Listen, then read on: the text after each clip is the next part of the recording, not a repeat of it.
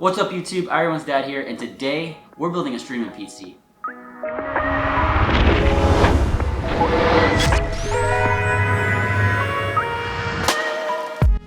Welcome to the channel. I figured I'd start today with going through the items I purchased today for the streaming PC and go from there. So I got this. This is a NZXT C550 bronze power supply for the streaming PC. I haven't had a NZXT power supply before, so I figured we would try it out and see how that performs. We'll get that opened up here in a little bit. With the CPU, I got an AMD Ryzen 5700G 8-core 16 thread for the streaming PC. Should be plenty for what I'm needing it to do.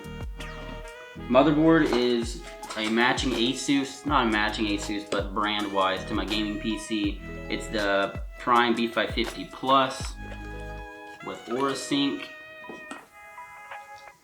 RAM, I got the Ripjaws by G-Skill. They're pretty cheap, honestly. That's kind of why I went with it. No RGB, I know, but it's a streaming PC, I won't be needing that. I believe this is 32 gigs of RAM. Yeah, 216 gigabytes RAM. And you know, you have to have the 4K 60 Pro by Elgato capture card. This thing was expensive right now, so yeah, there's that. This was probably one of the most expensive items I think in this. Following that, I got two M.2 by PNYs. These are super cheap. These are both 1 terabyte, so I figured I'd just rather go with these since they'll be a lot faster. And then other than that, I got some cords here to hook up the audio. These are two different alternatives for hooking up the audio to your streaming PC and gaming PC. This one plugs into the back of the interface, and these are just going to plug into the motherboard. I haven't decided which method I am going to be using yet, but one of these will be getting returned. So let's get into it.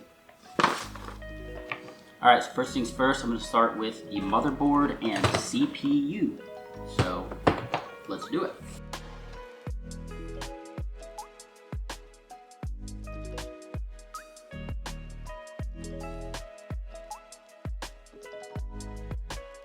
Don't put your fingers on the top or bottom of the motherboard. Try and hold it on its sides to protect it as much as possible.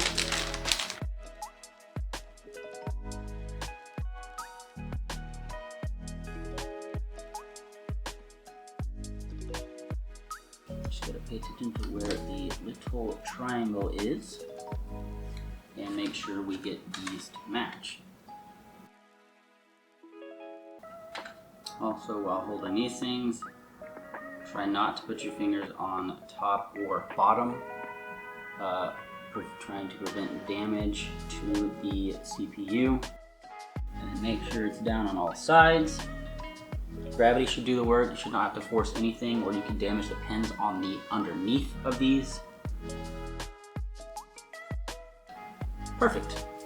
Okay, up next I have the RAM sticks, now that the CPU is in.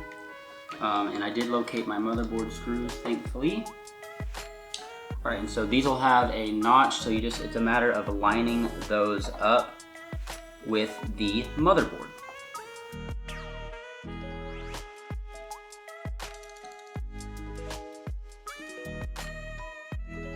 Perfect. Alright, moving right along would be to put in the M.2 drives. And the screws for these will come with the motherboard. The motherboard will have come with these screws, or little tiny screws. Like that. They're itty bitty, you can't see it, but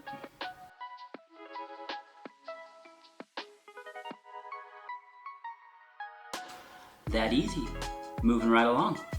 Alright, so the next thing to add is the CPU cooler, and your motherboard will have these on there, pre-mounted things on there. Go ahead and take those off. And I'm just going to go ahead and use the stock AMD CPU cooler that came with it, and it does have its thermal paste on it already, which is perfect because I don't want to have to put it on. So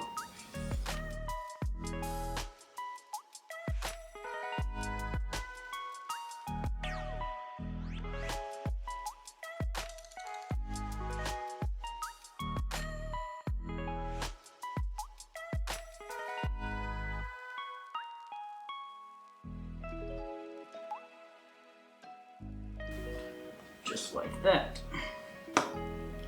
And this will plug up into the cooler up top.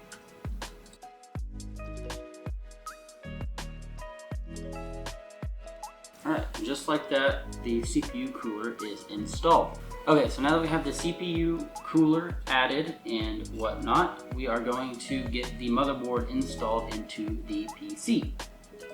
So, let's get that done.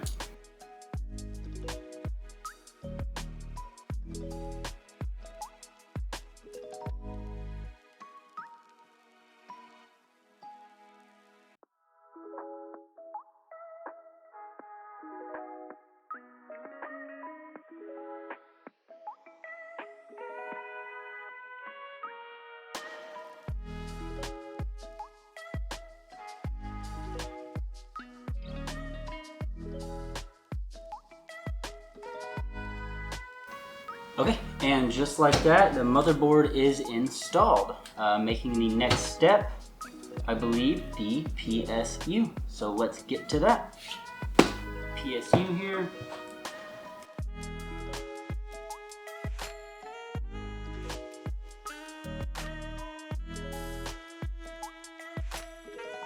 So this is a semi-modular PSU, meaning some parts are removable and some aren't.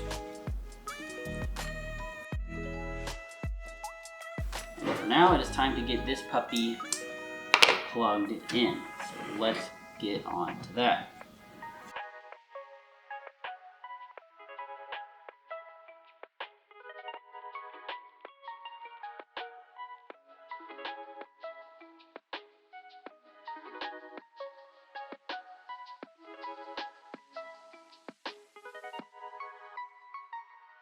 And just like that, that is that simple to have in there.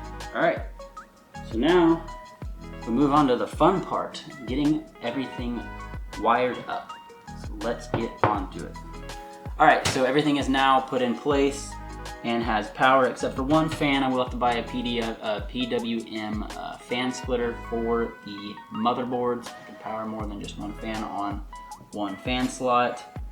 However, everything else seems to be working great, so it is now time to move to the 4K 60 Pro capture card by Elgato. Let's get this installed.